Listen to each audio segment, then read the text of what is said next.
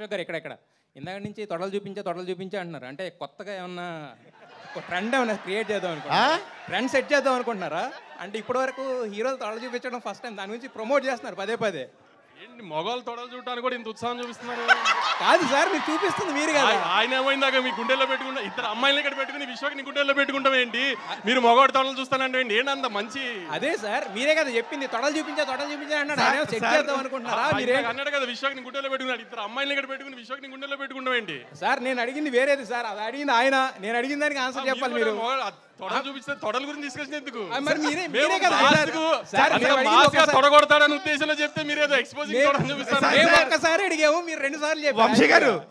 వంశీ గారు మీరు ఆ సాంగ్ లో చూపించింది వేరు, ఆయన తొడలనే టాపిక్ తీసుకొచ్చి దాన్ని డైవర్ట్ చేస్తున్నారు. అది కొత్తగా ట్రెండ్ సెట్ చేద్దాం. ఇప్పుడు ఇందాక అందరూ అంటున్నారు అన్న తమ్ముళ్ళు, అందుకని తారక్ కన్నా కొట్టినంత గట్టిగా తొడగొడతాడని చెప్తున్నాను.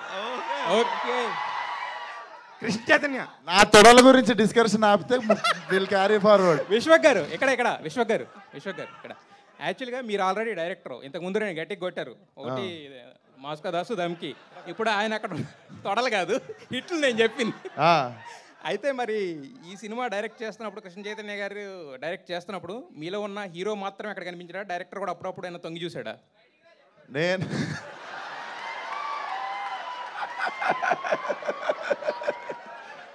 అరే ఎవడు రావాడు? మీరు నవ్వుకున్నారు సార్, మీరు ఎంజాయ్ చేస్తున్నారు. మా వాళ్ళు ఏం వేసినావు రాను, హైలైట్ వేసినాను సార్. నేను యాక్టింగ్ చేసినప్పుడు యాక్టింగ్ సుఖం సార్. యాక్టింగ్ ఎంత సుఖం అంటే పోతాం, పిలుస్తారు, ఆ చెప్పిన పని చేసి వచ్చేస్తే చాలు. ఈ డైరెక్షన్ ప్రొడక్షన్ అనేవి ఒక అరెకరం ఊడిపోతుంది, అవి పెట్టుకోవాల్సి వస్తుంది మనం.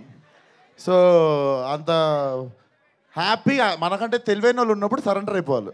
ఓకే, అయితే మీరు యాక్షన్ సీన్స్ దుమ్ము దులిపేస్తారు, ఎమోషనల్ సీన్స్ కూడా ఎరగదీసేస్తారు, ఇక రొమాంటిక్ సీన్స్ అయితే రచ్చ.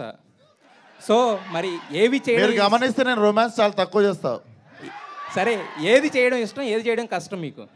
కష్టమా సార్? కష్టం మాత్రం కష్టం, అది నిజంగానే కష్టం రా. అదే సార్, నాకు కామెడీ కష్టం ఉండే, కాకపోతే అది కమ్ ఓవర్ చేయడానికి నేను 2-3 సినిమాలు చేస్తుండే. పాగల్ కావచ్చు, అశోకవనంలో అర్జున కళ్యాణం చేయడం కావచ్చు. ఇవి నాకు కామెడీ చాలా భయం ఉండే, అది కమ్ ఓవర్ చేయడానికి ఆ సినిమాలు చేశా. సో ఇప్పుడు అడిగితే పెద్ద భయాలు ఏం లేవు సార్. నేహా